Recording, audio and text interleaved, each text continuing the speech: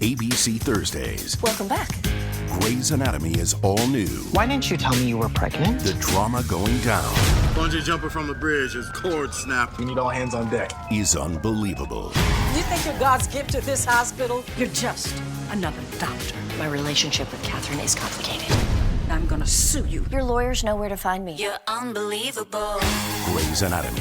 All new Thursdays, 10, 9 Central on ABC and stream on Hulu. What happens when a kid is more obsessive, when we've got that sticky brain, when they get stuck on something, is this just becomes content for them to get worried about, anxious about, obsessed about, feel like they need to get into it a lot, stop it from happening. So we really want to look at the nature of this pattern, which happens to be about sex, because the same thing happens about death. The same thing happens about illness. How do we let something go? How do we say that makes me uncomfortable and there's nothing that I'm going to do about it? That's the skill that you want to teach. Welcome to Season 7 of Flusterclux with Lynn Lyons, where we'll talk about managing anxiety and all the other emotions too. We tackle the serious stuff without being too serious. I'm your co-host, Robin. I'm Lynn's sister-in-law, and I'm here to ask your questions. And I'm Lynn Lyons. I'm an anxiety expert, speaker, mom, and author. I've been a therapist for 35 years. Parenting can be a flusterclux, and I'm here to help you find your way. I'll tell you what to do and what to say. Hi, Lynn. Hi, Robin.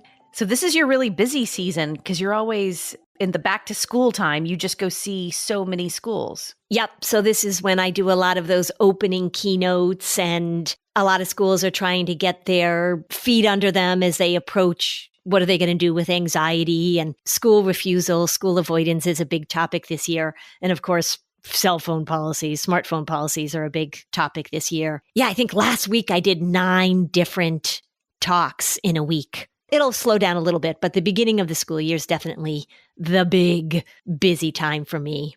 What are the hot takes? Well, certainly the hot takes are everybody's sort of beginning to recognize, like, as I've said before, this 10-year experiment that we did with letting kids have smartphones at school. Everybody's like, it's not working. So yes, it's not. So that's good. So people are really talking about that. I think, as always, the struggle for schools is how to get parents to be on the same side as the school, which is something that I've really been talking a lot about when I'm in schools, is that the frustrating thing for me, I will say this when I'm talking to schools, I'll say, imagine my frustration when I'm working with a family or I'm consulting on a case and we're really working to deal with the anxiety issue by putting skill building in place, by making sure that everybody's using the same language so that we're not supporting avoidance, which is what the anxiety wants. And then a letter comes in.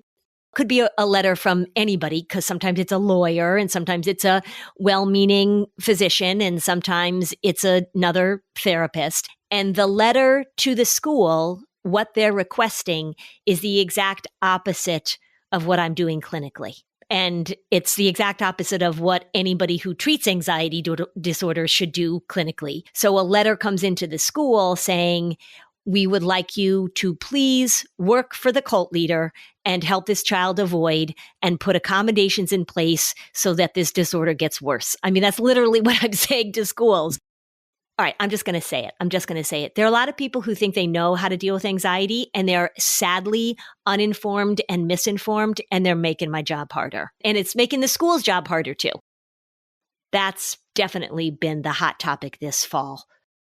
Over the course of doing the podcast with you and hearing about schools, accommodations, etc., I sort of always thought that your job mostly involved you're helping schools understand how, in a more evidence-based way, to treat the anxiety instead of make it worse, because the schools kind of have that avoidance and accommodation policy that isn't working. And so you're helping the schools. But now what I realize, the flip is true, that you may have worked with schools where they sort of understand now how to actually work with the kids who have anxiety issues, but then the lawyers, the therapists, whatever, from those families are then trying to fight the district because those therapists are not coming at it from the more evidence-based approach. Correct. Yeah. So I'm just going to say you have a hard job.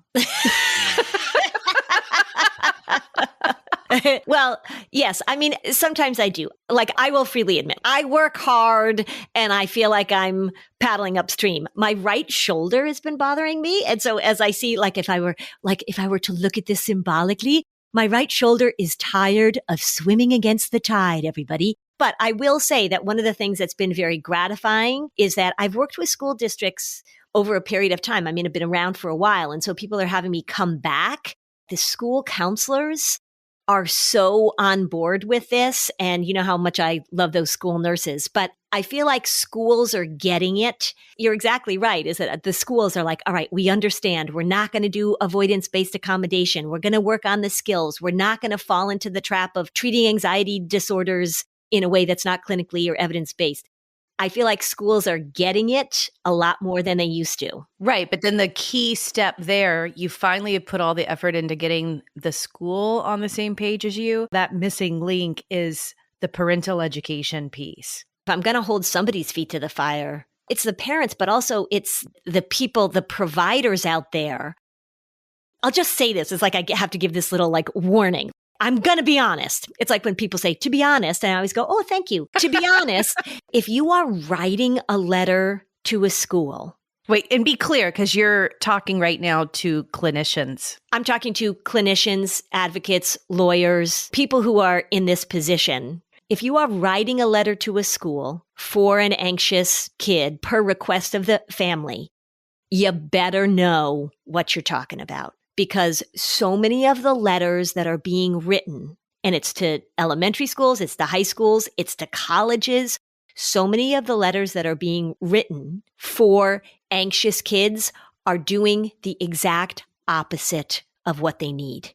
I see it all the time. I want to take these letters and I want to go to the person's office who wrote the letter and saying, hey, tell me what you know about anxiety, because based on this letter, doesn't look like you know what you're doing. Sometimes I do get pissed off because I'm like, you really don't know what you're doing. Other times I know, particularly with pediatricians and family doctors, they are just trying to manage this. They are seeing so much in their offices and they're overwhelmed with all of this mental health stuff that's coming at them. I've talked to a lot of them. That they're not trained for either. Yeah. Correct. Right. So they're really put in this position that they're not trained for. So I totally get it. If somebody is listening and they're in that role of writing a letter to a school, please know what you're talking about. Because when we do the wrong thing, and this happens with anxiety, it also happens with obsessive compulsive disorder, OCD, all the time. When you do the wrong thing, it makes the problem worse. And nobody's intent is to make the problem worse. But before you write that letter, make sure you know what you're talking about. That's what I'm saying. It's really important that the people who are in these positions of authority actually have proper information about what works and what doesn't, because that's what makes my job hard for me to help these kids. That comes up a lot when I'm talking to schools, for sure. You're always so diplomatic, but ultimately this rant is that your profession needs to catch up with how to correctly help people with anxiety. That is correct. That's a very direct way of saying it. And also, we just need to stop this idea that if a child is anxious, the best thing we can do is help them avoid. Nobody who knows anything about anxiety disorder says that. Nobody does. Nobody says, you know what, avoidance is really helpful. Nobody says that. And so why are letters coming into schools saying, we demand, we require that this child be allowed to avoid? It just doesn't make any sense. But it happens all the time. Very interesting to hear this. As parents who listen to the podcast, we should be understanding all the roles that everyone's taking in this. There are issues here, and we have to understand why we're in this situation and how everyone's contributing to it. Right. Again, I don't think ill intent. I never presume ill intent. No. People are working with the best information they have. Right. I guess the issue for me is that if we're going to keep saying that this is a crisis, if we're going to keep saying how anxious our kids are, if we're going to keep saying that we're trying to help and what do we do? I guess this is the bottom line. When people say to me, what should I do? What should I do? What should I do? And I say, well, do this. And then they're like, really? I have to do that? No. You got to do that. And we know we're not talking about throwing kids into the deep end. and letting them figure it out by themselves. That's not what I'm saying. That's never what I'm saying.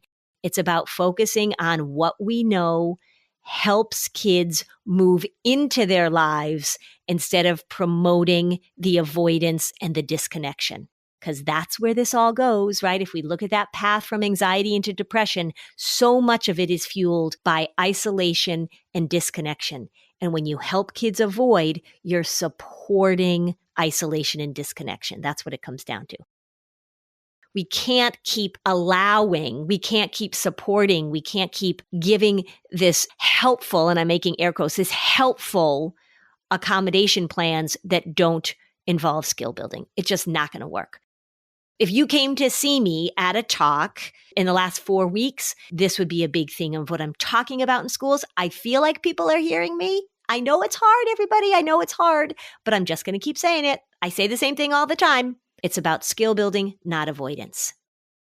Today, we're going to talk about a listener question that when this came in, I was curious about the scenario, a teenager and her feelings and discomfort with her parents' sex life. And then I was even more surprised when you said, oh, yeah, this is a thing. Yeah. So when we come back, let's get into this thing. All right, let's get into this thing. This sounds crazy, but Americans take about 20,000 breaths a day and spend an average of 90% of their time indoors. The indoor air that we breathe can be up to 100 times more polluted than outdoor air, according to the EPA. Indoor air pollutants can cause respiratory symptoms like sneezing, congestion, scratchy throat, and even more serious health problems like lung and heart disease. So what's the solution? Introducing Air Doctor, the air purifier that fills out 99.99% of dangerous contaminants so your lungs don't have to. This includes allergens, pollen, pet dander, dust mites, mold spores, and even bacteria and viruses. Air Doctor comes with a 30-day money-back guarantee. So if you don't love it, just send it back for a refund minus shipping. Head to airdoctorpro.com and use the promo code Flusterclux, and you'll receive up to $300 off air purifiers. Exclusive to podcast customers, you will also receive a free 3-year warranty on any unit, which is an additional $84 value. So lock this special offer by going to AIRDOCTORPRO.com and use the promo code Flusterclux. Being an adult definitely has its advantages, right? I mean, you can stay up late. You don't need a bedtime, but there's also things you have to do as an adult that aren't so much fun, like finishing your taxes and, making doctor's appointments. That is one of the things that makes adult life not all that interesting. However, ZocDoc is a free app and a website where you can search and compare high-quality in-network doctors, choose the right one for your needs, and click to instantly book an appointment. We're talking about in-network appointments with more than 100,000 healthcare providers across every specialty, from mental health to dental health, eye care to skin care, and much more. You can filter for doctors who take your insurance, the ones that are located nearby. They're highly rated by verified patients. You can see their actual appointment openings. You can choose a time that works for you. Now, doesn't that make being an adult just a little bit easier? Plus, ZocDoc appointments happen fast, typically within just 24 to 72 hours of booking, and you can even score same-day appointments. Stop putting off those doctor's appointments and go to ZocDoc.com/fluster to find and instantly book a top-rated doctor today. That's ZocDoc.com/fluster. ZocDoc.com/fluster. Can we talk about JLo for a moment? There's just no one like her, and her skin. I mean, come on. She's been in the spotlight for nearly 30 years, and she just looks incredible. Who else looks like her after 3 decades in the spotlight? She clearly has the best skin habits, and I'd say she actually invented that glow, ageless face. Get that JLo glow for yourself now with JLo's Beauty Deluxe Kit, the one-and-done skincare solution clinically proven to tighten and lift for instant, long-lasting results. JLo believes ageless beauty has no expiration date. It's what's motivated her to create a luxurious but accessible skincare line that you can afford to use every day with products that follow you through life at any stage. The secret is JLo Beauty's easy 5-step routine, perfect for glowing skin. JLo doesn't stop and believes your skincare should work as hard as you do. So she harnessed powerhouse ingredients in transformational combinations and concentrations that work in one easy-to-flow morning-night solution. Cleanse, treat, moisturize, protect. That JLo Deluxe Kit does it all. And this 5-piece set removes impurities, makeup, pollution, and SPF. It gives your skin a smoother, visible, brighter look, and it improves the appearance of fine lines and wrinkles. And it protects against UVAs and UVBs. So my skincare routine is centered around that Blockbuster Hydrating Cream. My skin is so much more plump and dewy, and I see why 100% of the people from an 8-week clinical study who tried it had smoother skin as a result. So try JLo Beauty for 60 days, and if you're not completely satisfied, just return the bottles, even if empty, and get your money back. Want that JLo glow? Head to jlobeauty.com/Flusterclux and get a special gift of 4 free masks for listeners of Flusterclux. Head to jlobeauty.com/Flusterclux for 4 free masks and free shipping today. jlobeauty.com/Flusterclux.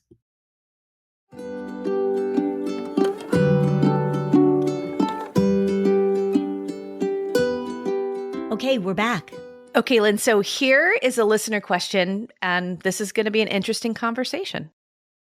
I'm seeking advice on my teenage daughter. One night after all the kids were asleep, my husband and I closed and locked our door for alone time. My daughter came to the door and knocked softly, but we did not hear. I could tell something was off the next day, and we talked about it.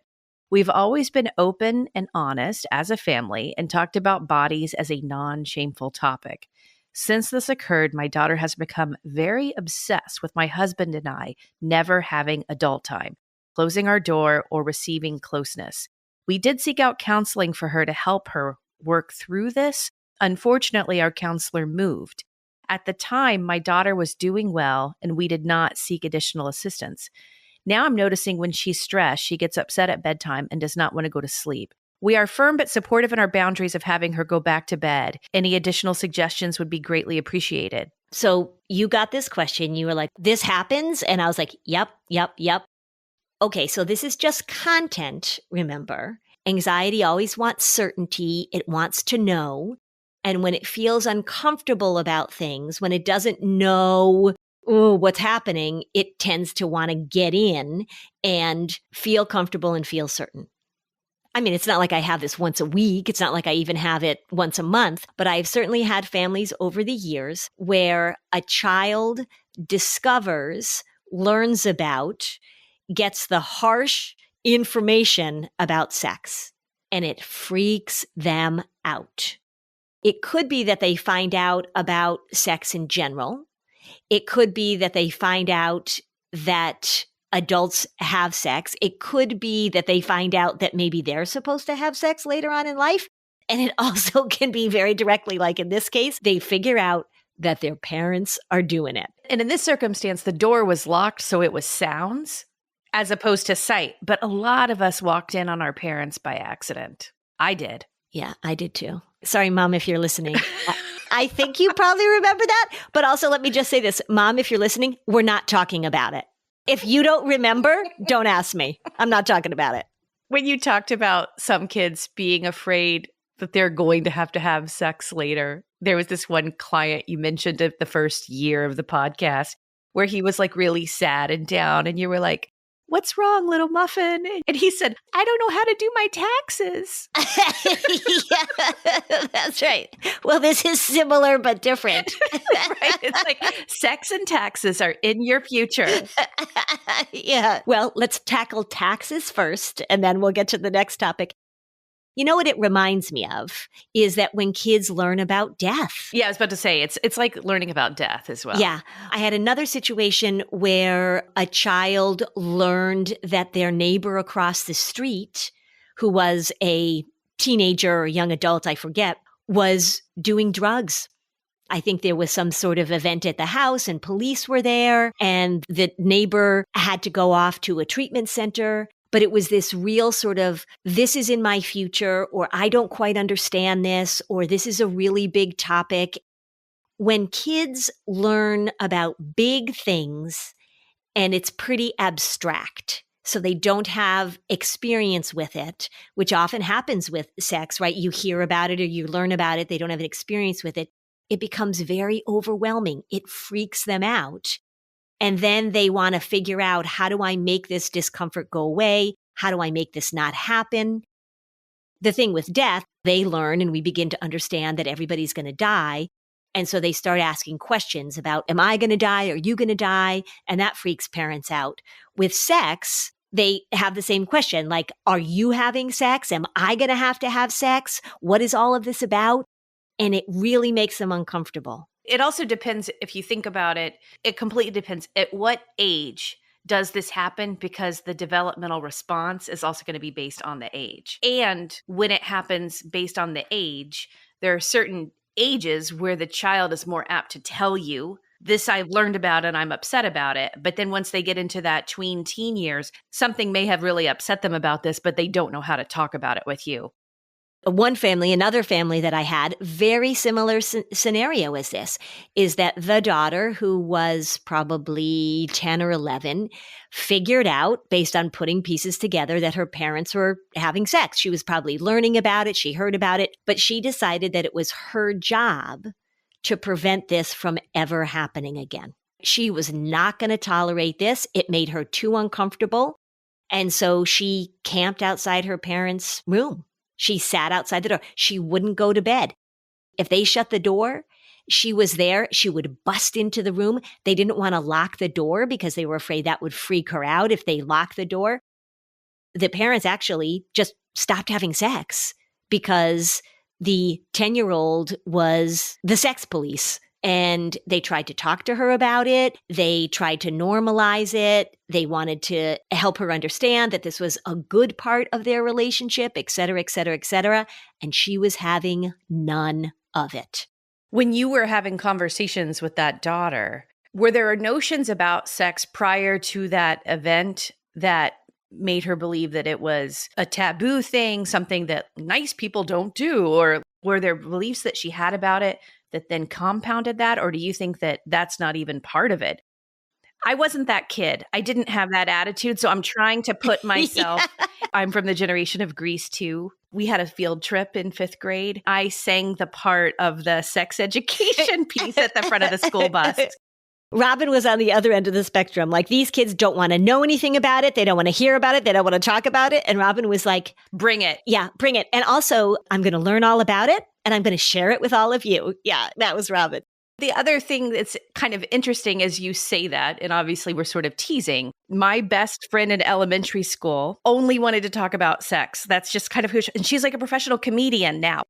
And so everything was always funny and light too. So there was humor and playfulness around it. It wasn't this dark, deep, morbid thing like death, which it feels like some of these kids are associating it with. And that's exactly true, is that if we talk about when kids discover death, when they discover suicide, that's a really difficult thing for kids to learn about too. When they discover that people use drugs, when somebody in the family has a terrible illness, somebody develops cancer. We want to give kids information about this, but they are sort of dark things to talk about with kids. And we have to say to them, yes, this is a reality. And with sex, we don't want to say to them, yes, this is one of the terrible things in life that we all will have to deal with. And if you want to have kids, you're going to have to do this awful thing. But kids really freak out about it. And so I think, to your point, you probably had a better experience with it because you were talking about it in a way that was clearly, hey, this is interesting and fun and funny and light.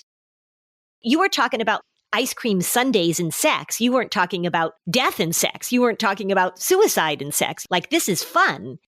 All of our conversations with sex in 3rd, 4th, and 5th grade were surrounded by giggles and information, very playful and fun and healthy topic. So I think the reason this topic comes up with kids who tend to be anxious, because remember, this is not a content problem. This is a process problem. How do you tolerate stepping into an arena or learning about something that makes you uncomfortable? How do you move into adulthood a lot of times where you're going to learn about these things? The problem is with anxious kids is that it's very abstract. It can be very overwhelming. It makes them feel really uncomfortable. And the goal for an anxious person, the goal for an anxious child is to figure out how to make the discomfort go away. Now, wouldn't we love that to make the discomfort go away is that we want to normalize it. We want to talk about it. Even in this question that this mom asks, she says, we've always really been pretty open about bodies. You know, we're not like this closed off prudish family. And still, this content grabbed onto this girl in a way that made it virtually impossible for her to tolerate that her parents were doing this. Virtually impossible for her to tolerate that her parents were doing this. What do you do about that? Well, we might say, okay, so the first step is information. We want her to know about it, learn about it. Okay, so that seems like a good idea, except here's where sometimes that goes awry. For one, the parents aren't really required to talk to their teenage daughter about their sex life. That's not something that she needs to know about. So if we're talking about give her more information, well, we do it twice a week, usually you don't have to do that. Also, to use a metaphor, this is where a situation came up with a boy that was afraid of thunderstorms. And the therapist said it is really important for him to learn everything about thunderstorms. So he has to learn about clouds. He has to learn about weather. We want him to know what's a thundercloud, what's not, what are the names of clouds. Do you support that? No. Sounds like a good idea, but what happened is this kid got more and more and more obsessed with thunderstorms. Instead of what I think the therapist was hoping for is that he'd be able to look at the sky and say, oh, that's not a thundercloud. Well, what happened was he became completely focused on clouds in the sky, whether or not they were thunderclouds. All of his attention was trying to protect and prevent a thunderstorm. The same thing would happen if you decided that the way to deal with this with your child with sex was to give them as much information as possible about this. But what happens in anxious families about a lot of things is that we think the way out is to create certainty with more and more information. And really what we want to say is the way out of this is the ability to tolerate not knowing, to have some information, but also to tolerate the fact that in this situation, look, this is none of your business. It's not tolerating not knowing. It's tolerating things you don't like. That's exactly true. Things that make you feel uncomfortable, things that you don't like, things that you don't think that they should be doing. The theme of this for this family, for me, if I were working with this daughter, would be to say, okay, so here's the facts of the case. Your parents have sex. It's actually good that they have sex. It's actually an important part of relationships. And your parents are very sex positive people, and it's none of your business. You have to tolerate knowing they do this, which most kids figure out at some point if they have parents that are sexually active.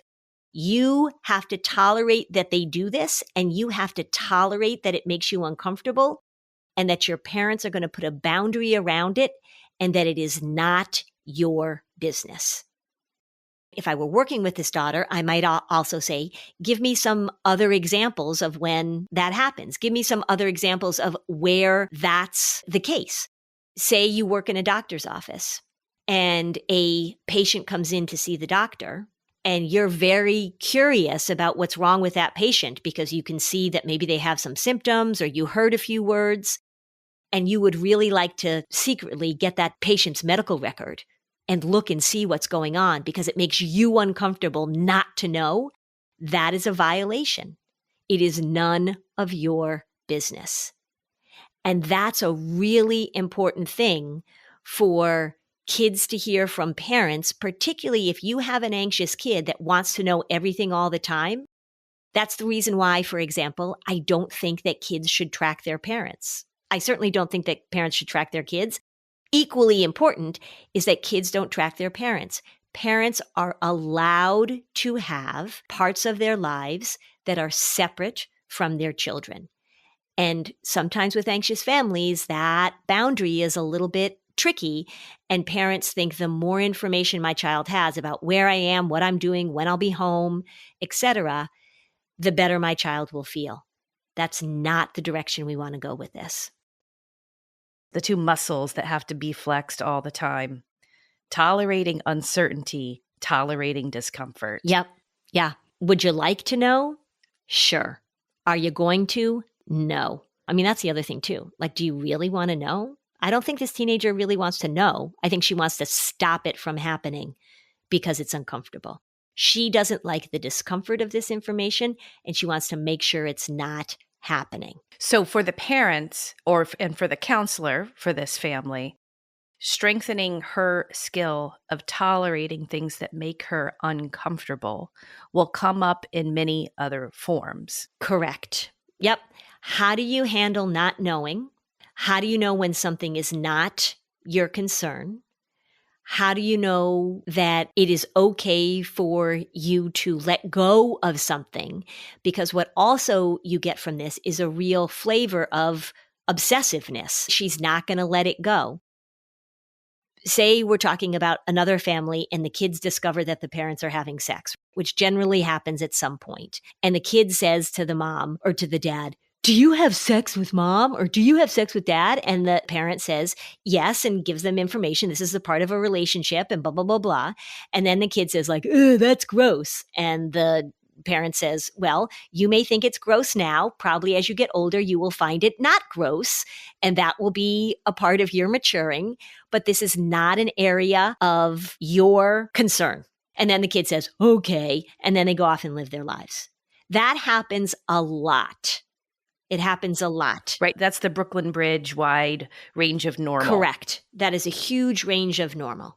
What happens when a kid is more obsessive, when we've got that sticky brain, when they get stuck on something, is this just becomes content for them to get worried about, anxious about, obsessed about, feel like they need to get into it a lot, stop it from happening. So we really want to look at the nature of this pattern, which happens to be about sex, because the same thing happens about death, the same thing happens about illness, the same thing happens about germs, the same thing happens about fill in the blank. How do we let something go? How do we say that makes me uncomfortable and there's nothing that I'm going to do about it? That's the skill that you want to teach. I think the mistake that somebody might make is that in this scenario with this teenager, that they feel like it's really important for her to learn about sex and blah, blah, blah, blah. That's not what the issue here is. The issue is, how do we allow the parents to draw a boundary, and how does she begin to recognize her obsessiveness and her getting stuck on something, and how does she work to acknowledge that pattern and then to move past it, because it shows up all the time. This is so great and a perfect example if you're still not sure how to take content out of the picture. You've just done a beautiful illustration yet again. Here's a scenario. It's not about the content. Mm-hmm. Right. Because some content gets people's attention. It scares them more than others, or it feels more important than others, is that a child may be a worrier. So they worry about germs, they worry about mistakes, they worry about dogs, they worry about thunder, right? Pick your poison. And then they start talking about death. And what often happens is I will get an email from a parent saying, "My child has always been a worrier, but recently they've started asking a lot of questions about death. This is an emergency. Can we come see you right away?" They're not talking about killing themselves. They're talking about the discomfort they have with the discovery of fill in the blank, and the content freaks the parents out.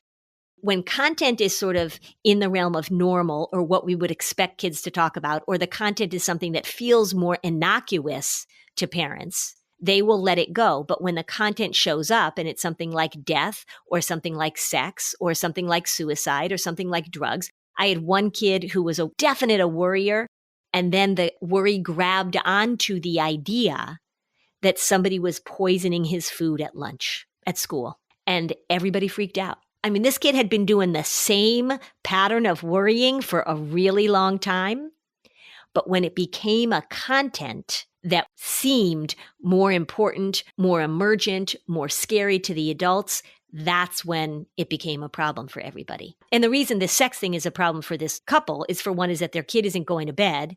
And now she's become the sex police.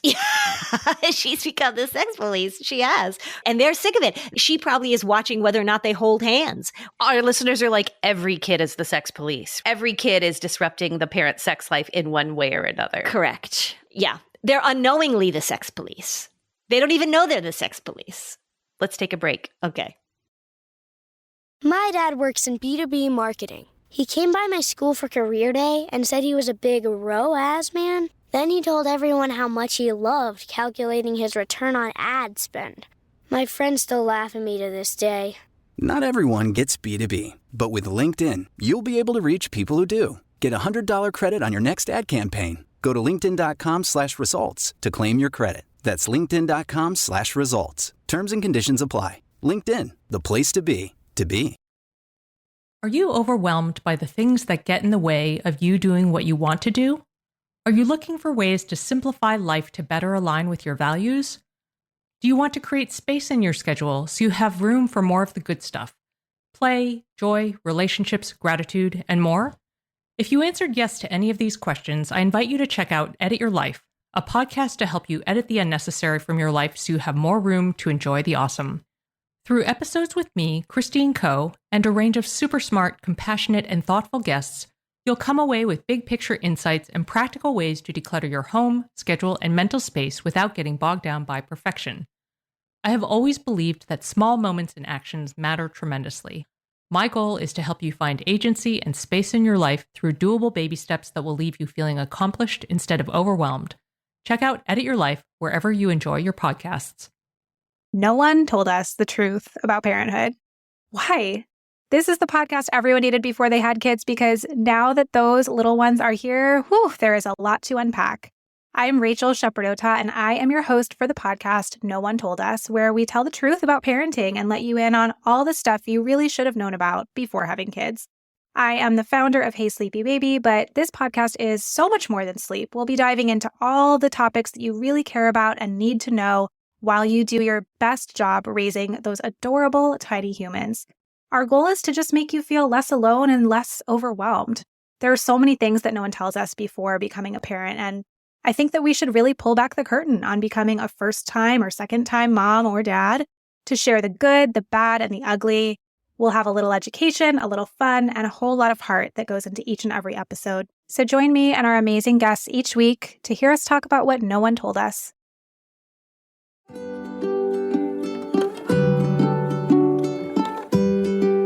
Okay, so now back to the show. Okay, Lynn, so let's bring this home. What does the mom say to this daughter? What is your advice? She says, I know that this makes you uncomfortable. And in fact, there are a lot of things, if we look at life and look at the way you manage, there are a lot of things that make you uncomfortable. The skill I want you to learn is how to tolerate the discomfort of this. This is none of your business, and so you have to let it go. What I won't tolerate is your worry, your anxiety about this being in charge of Dad and I's relationship. Here's the deal. We are going to have clear boundaries about what we're allowed to do. You are not allowed to tell us when we can hold hands, when we can be alone in our bedroom, when we can lock our door. That is not your job. Thankfully so, because if it were your job, darling, that would be weird. It is not your job. And what I want you to recognize is that you need to, with practice, be able to tolerate the fact that there are things going on in this house, in this world, in your life, with your friends, that you are allowed to let go, even when they make you uncomfortable. And this is one of those things. I will answer any questions you have about sex in general. If you're curious about sex, if you've got questions, you're a teenager, if you want to learn more about things, but I will not allow your worry, your anxiety to be a part of my relationship with your dad. Not going to happen. Now, she's not going to like that, but then you lay that out and then the boundary is clear. When she wants to come into your room, when you guys lock the door, you just are very clear. I've been clear. I am not letting this part of you be in charge of my relationship with your dad. Not going to happen. We're going to work on that, but not going to happen. That becomes a process thing where you're offering her the opportunity to look at her own patterns and to practice the skill of letting something go that she has no control over, should not have control over, and to feel uncomfortable. The ability, like you said, Robin, the ability to tolerate feeling uncomfortable with the knowledge that mom and dad have sex. That's the bottom line. Speaking of kids learning about sex, and my son Will, we still laugh about this. We went to go pick up a kitten, not the one we have now, Stuart, my wonderful rag doll who died. So we go to the breeder's house. She's got all these cats. And I guess some breeders are very careful about like when cats mate and who's the mother. This was a free-for-all. So while we're picking out our kitten, in the dining room, which is attached to the living room, we start hearing what I guess is called caterwauling for a reason, like the loudest screaming coming out of a cat. And we both look at each other and the woman goes, "Oh, yeah, so they're they're in the other room mating." And she goes, "It's very painful for female cats because apparently male cats have barbs." So she's giving us all this information and my son's eyes are just getting wider and wider and wider. And we didn't say anything. We're just like nodding politely. We got in the car with this lovely kitten that we picked out. And my son was like, "What the heck was that?" So it opened a discussion, of course, but oh my God, to have your kid get introduced to the sounds of lovemaking by some very, very loud ragdoll cats in the adjoining room, not the best scenario. And in that context, it was, oh, and it's really painful for the female. You know what I mean? Like that was also not the best thing either. There was just like nothing good about that. Yeah. I could just see all these little questions in his head, just like, You have two boys. I don't know what you did, but my attitude as we got into this age was that I purchased a very large book for my daughter.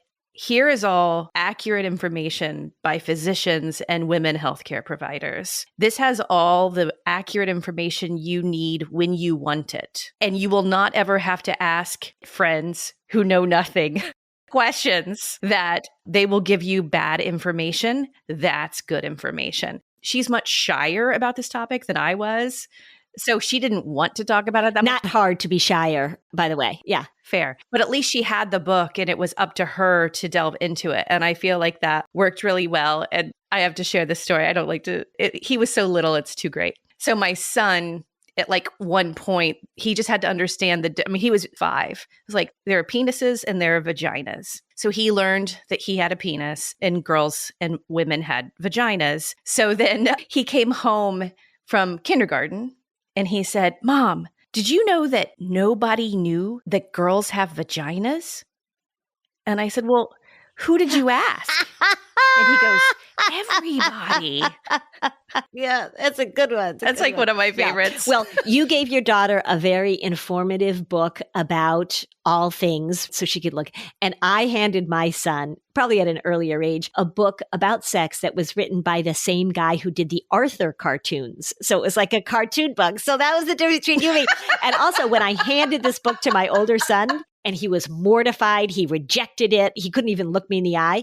And then I just left it out and sure enough, it found its way into his room and he got at least the Arthur cartoon version of sex, which I hope was a stepping stone to a more thorough knowledge of this topic. You and I have a mutual friend who is a wonderful woman who we should invite her on the show very soon. Oh, yeah. We have to have her on the show. Because she's got some fantastic advice and she's in the schools talking to kids, talking to high schoolers. She knows her stuff. All right. Yeah, let's do that. We're going to finish this podcast right now and we're going to send her an email.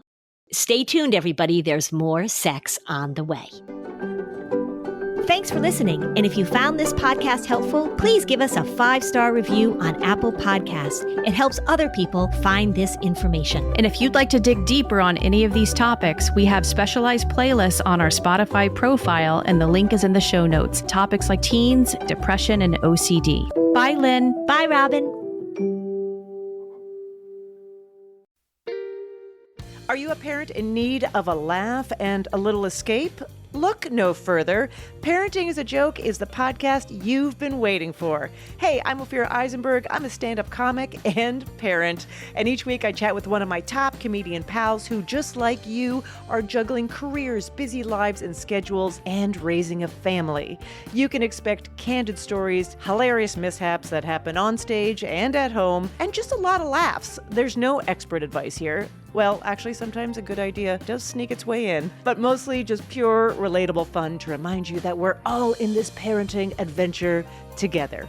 New episodes of Parenting is a Joke drop every Tuesday, so tune in, get ready to laugh, unwind, and maybe even feel a little bit better about your own parenting. Because sometimes that's exactly what your therapist, pediatrician, and bartender ordered. Subscribe now on your favorite podcast platform.